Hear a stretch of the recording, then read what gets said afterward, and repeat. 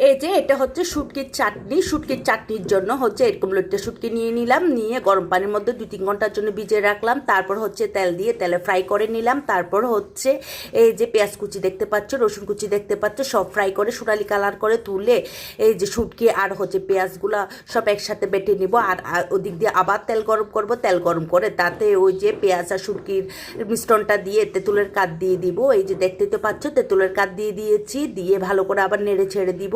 আর দিয়ে দিব এদিকে 2 টেবিল চামচের পরিমাণ শুকনো মরিচ গুঁড়া। শুকনো মরিচ গুঁড়া দেওয়ার পর আবার নেড়ে ছেড়ে দিলাম, অল্প পানি দিয়ে দিব যাতে পুড়ে না যায়। তারপর দিয়ে দিব লবণ। লবণ দিয়ে দেওয়ার পর হচ্ছে 1/2 টেবিল চামচের মতো চিনি দিয়ে দিব, দিয়ে ভালো করে নেড়ে ছেড়ে দিব।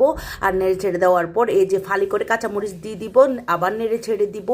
দেওয়ার পর দেখতেই তো পাচ্ছ এই যে ভিনেগার দিয়ে দিচ্ছি 1 টেবিল চামচের মতো। আর বেশ পরিমাণে হচ্ছে ধনিয়া পাতা দিয়ে দিলাম, দিয়ে ভালো করে নেড়ে ছেড়ে দিয়ে তারপর সরিষার তেল দিব। এখন চুলাটা বন্ধ করে দিয়েছি।